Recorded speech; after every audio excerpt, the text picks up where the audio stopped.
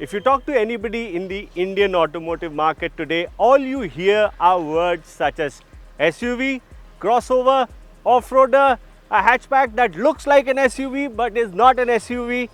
But that is because nearly 50% of the market today in India is dominated by SUVs. So, where does that leave the new Maruti Suzuki Alto K10? Is it still relevant? Well, we are driving it today in Kochi to find out exactly what the new Alto offers and is it still an attractive proposition for the Indian customer.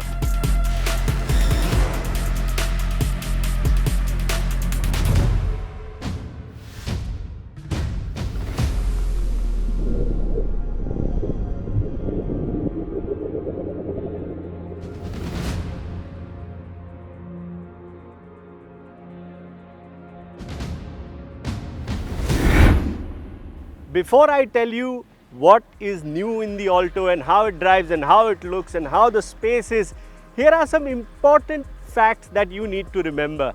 The Alto has been on sale in India for the past 22 years. That's a significant number. But even more significant is the fact that in almost all of those 22 years, it's been at least a top 10 selling product in India, if not in the top 5. As a result, in 22 years, Maruti Suzuki has sold over 43 lakh Altos. That's a hell of a number. And even today, when we talk about SUVs, when we all talk about the butch looks and everything, the Alto remains one of the top 5 selling products in the Indian market. So is the Alto important? Yes, it's important both for the customer and the company. So let's find out what's all new in the Alto.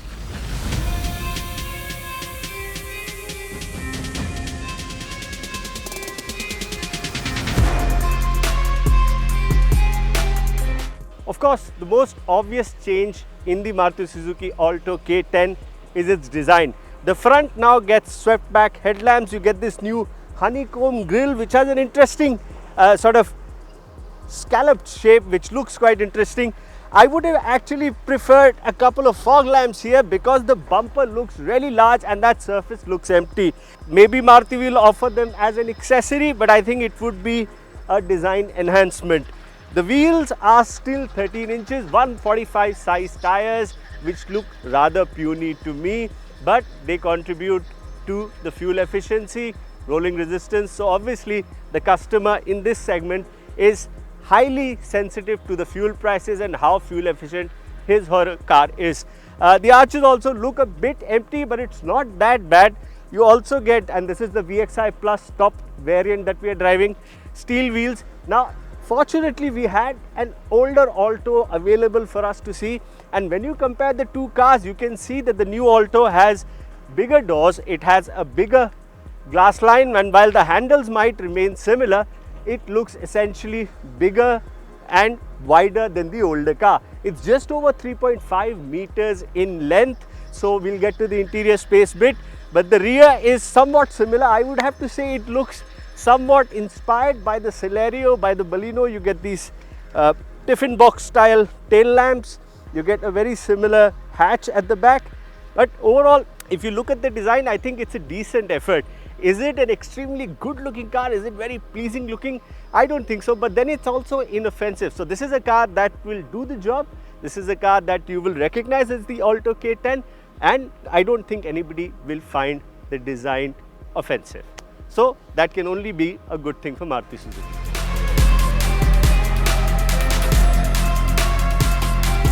Now when you get into the interiors of the Alto K10, there are a couple of aspects to it. One, it feels a bit sparse. Yes, there's a 7-inch touchscreen here which features Apple CarPlay. I think this would be the most affordable car in India featuring Apple CarPlay. You get manual air conditioning, and you also get a digital instrument cluster, but other than that there's not much there. Like I said, no fog lamps for the rear either. You do get steering controls and also steering mounted controls to control your phone and voice control. Secondly, the instrument cluster looks like it could have had a rev counter, and that's something I would have liked. I like to see what RPM the engine's functioning at. It makes driving easier for me, but that is sadly not an option. Also something that people might take a little time getting used to. The front windows are powered, the rears are manual, and the switches are positioned here, which is, like I said earlier in the Celerio review too, not very intuitive. I mean, even driving the car almost half a day today, I'm still looking for a switch when I have to control the window. And one omission which really sort of makes me unhappy is that even as an option, you don't get a switchable day-night rear view mirror. That's something that should have been available at least as an option. Of course, one important aspect of car ownership in India today is the safety features, and as regulations state, the new Alto comes with dual airbags, it comes with ABS, rear parking sensors as standard. The seats feel comfortable even though they feel a bit basic, but one thing you can't complain about is that despite its only 3.53 meter size, the Alto K10 is spacious. As you can see, the driving position is set to my height. I have lots of headroom. The shoulder room feels pretty good. Both full-size adults in the front will not have a problem. But how is it in the back? Because the back can be challenging. Well, let's find out.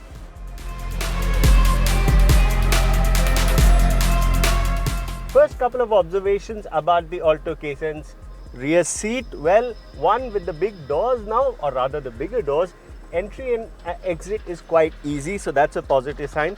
Two, it doesn't have a flat floor, it actually has a hump in the middle of the floor, which is slightly surprising. But at the same time, while how the seats are mounted, you can easily put your feet below the seat, so that gives you more room. And in any case, room as far as leg room and headroom is concerned is certainly not a problem. A 6-footer would fit in here very comfortably, but the limited width does make it a 4-seater. 5 adults, or rather 3 adults in the back seat, is going to be a very, very tight fit. But for 4, I think it's a pretty comfortable place to be. Yes, I would have liked some more under thigh support, but it's not a deal breaker.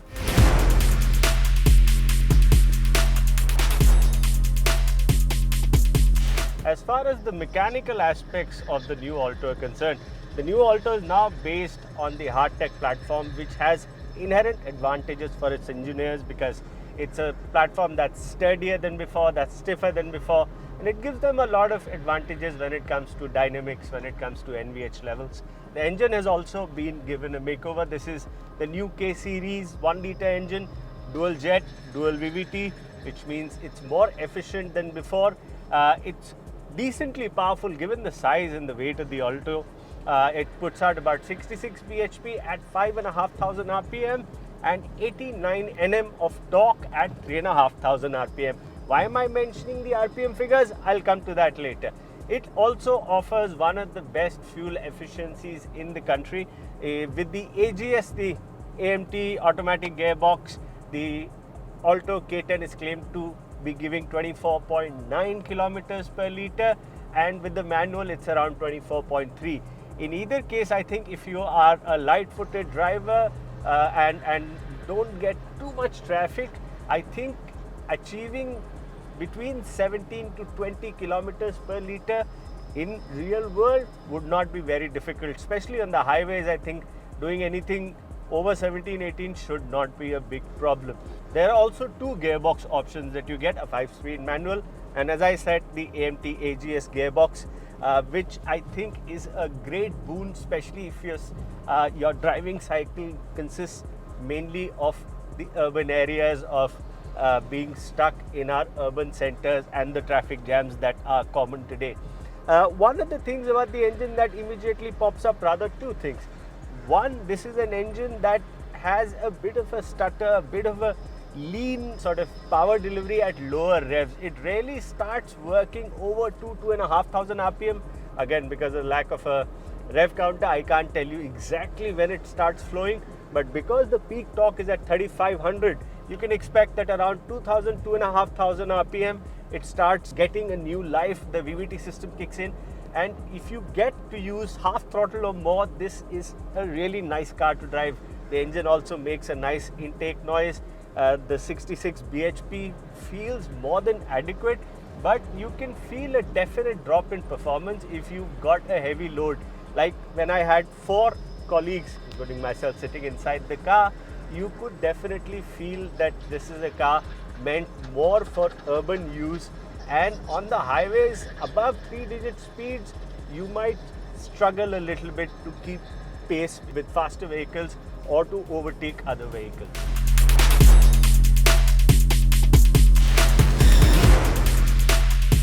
The other thing that I don't like very much is the fact that at higher RPMs, the engine noise levels inside the cabin are quite loud. I think those could be slightly lesser with better insulation, but given the price point, given how the vehicle's positioned, I think that's probably expecting too much. One good thing, the 7-inch touchscreen works really well. Apple CarPlay works well. It's wired, of course, and the sound quality is actually surprisingly good. I mean, given what the car costs, again, it's pretty decent quality, and I was really surprised because the speakers don't sound tinny, the doors don't rattle, so in that aspect that works well. The suspension has also been set up very well compared to older Altos. They tackle broken surfaces, oversized expansion joints like we are finding all around Kochi today very well. It's not too soft, the car doesn't wallow or bounce, but slight compromise in the back seat. You can feel that the suspension is a bit stiff and could be slightly softer there.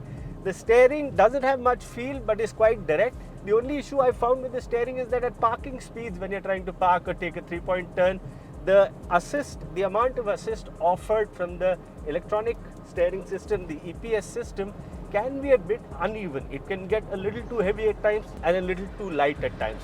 So that's something that I'm sure can be recalibrated and can be improved upon. The positives, well, like I said, the ride is good. If you're pushing on, the engine really pulls, and it's a fairly refined unit, fairly powerful unit, and space is another advantage. The multimedia system is an advantage, and I think the fuel efficiency will also be an advantage. The disadvantages, well, I would have liked a slight improvement in the standard equipment. I would have liked a switchable day-night interior rear view mirror. I would have liked fog lamps because that would improve the looks and the functionality of the car, and a few other things, better ergonomics perhaps. Another positive aspect of the Maruti Suzuki Alto is the AGS AMT automatic gearbox. I have never been a fan of AMTs. I find them cumbersome. I find the shifting a bit too slow. I find the gap between shifts too large. But having driven the Alto AGS right now, I would have to say I recommend that over the manual. Now the manual itself is also very good, but the AGS adds that convenience of not having to use the clutch pedal, not having a clutch pedal, a physical clutch pedal, and at the same time it's more fuel efficient. The price difference also is not very large. Like I was talking about the pricing, the base standard variant of the Alto K10 is priced at 3.99 lakhs ex-showroom, but that's a bare basics car that doesn't even have air conditioning. So I think that's going to find very little takers. The versions of choice for me would be either the VXI or the VXI Plus. Now the AGS version of the VXI is priced at 5.5 lakhs ex-showroom, and the VXI Plus is 5.84. So I think those would be the two versions that I would recommend to people. Of course, there's also an LXI, LXI Plus, but those are only available as manuals. Coming back to the overall question of the Alto, is it still relevant? Yes, given the fact that it's consistently been in the top 5 vehicles sold in India. Okay, consumers in big cities such as Delhi, Bombay, Bangalore might not be looking at an Alto as much, but it's still a huge numbers generating machine for Maruti Suzuki, because people in rural areas, people in mountainous areas, people in a lot of smaller towns swear by the Alto. Over 2 decades, it's proven to be a car that can virtually go anywhere, and I think with the new one, they've only done better. Is it value for money? Well, that's something where we'll have to see when we do a compare with the Alto, but overall, it's a pretty solid product, and given the inflation and the general increase in cost of everything, I think at 5 lakhs, it's not a bad deal at all, and certainly deserves a look if you're looking for a small car for city use.